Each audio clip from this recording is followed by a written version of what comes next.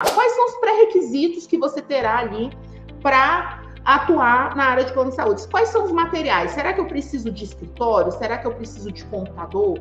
Será que eu preciso ter pós-graduação? E a resposta é não. Olha só. Primeiro, eu vou falar aqui o que é essencial você ter, tá? Mas, claro que depois, à medida que você vai vendo, que você vai conseguindo muitos clientes na área de planos de saúde, à medida que você vai vendo, se tornando autoridade na área de planos de saúde, você vai observar a necessidade de subir o sarrafo, como dizem aí no ditado popular. Então, por exemplo, você vai começar ali com aquilo que você tem. Ah, Denise, eu não tenho escritório. Você não precisa ter escritório para iniciar na área de planos de saúde. A única coisa inicial que você precisa, e é o primeiro ponto aqui, é acreditar que a área de plano de saúde é a área mais rentável da advocacia. Hoje, você pode atuar em todos os estados do Brasil. E para você atuar em todos os estados do Brasil, você precisa ter um material de atuação. E esse material não é escritório. O material aqui que eu estou falando é com relação a você ter um computador. Ah, Denise, eu preciso ter um computador Mega Blaster, o computador X, não sei o quê. Não, inclusive, no meu início da advocacia, o meu computador era um computador que eu dava vontade de pegar ele e jogar fora. Jogar pela janela. Por quê? Porque era um computador lento. Era um computador que eu tinha desde do meu ensino médio. Era um computador que praticamente não tinha ali a possibilidade nem de salvar documentos nesse computador, porque a memória dele era muito baixa. Mas eu comecei a minha advocacia na área de planos de saúde nesse computador, que dava vontade de tacar pela janela. E aí, claro, fui crescendo e fui vendo que a área de planos de saúde era uma área realmente rentável, que me proporcionava clientes, que me proporcionava ali um crescimento, adquirir uma máquina melhor. Só que isso não pode, o fato de você não ter uma máquina boa, uma máquina rápida, um computador que vai te fornecer ali uma velocidade muito maior do que esse computador que era horrível, você não precisa trazer isso para a sua advocacia do ponto de vista de ser um impeditivo para você não atuar na área de planos de saúde. Muito pelo contrário, você já sabe que aqui que eu estou te falando, ter um computador inferior não vai ser óbice para você não atuar na área de planos de saúde. Agora, com relação a escritório, tá?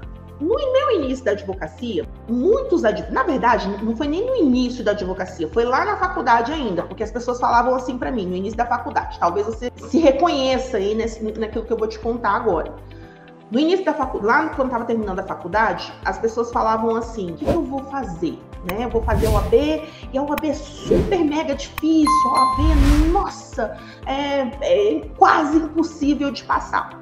E aí, quando eu comecei a observar esses comentários, quando eu comecei a observar que as pessoas, elas falavam realmente, passar no exame da ordem era algo quase impossível, aquilo foi se tornando para mim algo que era impossível praticamente. Então eu olhava e falava assim, passar na OAB é algo que é totalmente impossível. Eu comecei a acreditar naquilo. E aí o que acontece? Eu fui lá, fiz a prova da OAB, estudei, fiz a prova, passei. E aí as pessoas começaram a me colocar numa situação de que eu não teria condições de advogar, porque já existia muitos advogados, que era muito, eu não vou conseguir, já tem muito advogado, precisa ter um nome já no mercado, precisa você ter família e tal. No início eu comecei a acreditar de fato que isso era real. Então, perceba uma coisa aqui, lá quando eu estava naquele momento de fazer o exame da ordem e ter medo do exame da ordem, porque as pessoas me colocavam medo no exame da ordem, quando eu comecei a perceber isso, já sendo feito, já tendo feito o exame da ordem, tendo passado e tendo obtido êxito ali, passado no exame da ordem dos advogados do Brasil, eu comecei a pensar assim, cara, o pessoal falava que o exame da ordem era impossível de passar.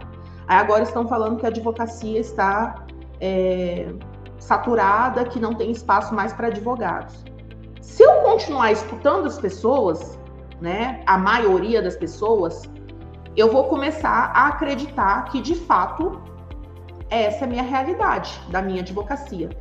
E eu tenho certeza absoluta E essa é a realidade da maioria dos advogados, para não dizer 100% dos advogados que ainda não têm uma alta rentabilidade na advocacia. E vou dizer o porquê.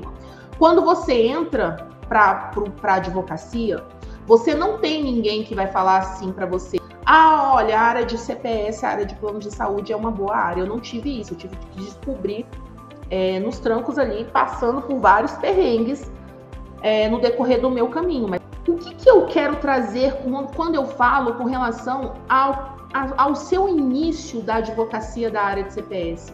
Você tem que começar a todo momento, e como advogado mesmo, a quebrar a sua mentalidade e quebrar a sua percepção que você tem com relação a pessoas que falam com você sobre a advocacia. Porque se você começar a trazer o comum, aquilo que é fácil de fazer essa percepção, você vai começar a olhar para a advocacia com um outro olhar. E esse olhar, ele pode ser tanto negativo quanto também positivo. A diferença será de que modo que eu vou enxergar, de que modo que eu vou trazer essas informações, o que eu vou fazer com essas informações que eu estou trazendo aqui para vocês. Qual que vai ser a minha atitude?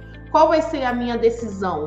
Porque não adianta nada eu chegar aqui, conceder o meu tempo para vocês, falando a respeito da área de CPS, se você não tem uma conscientização e se você não decide por acreditar que a área de CPS é a área mais rentável.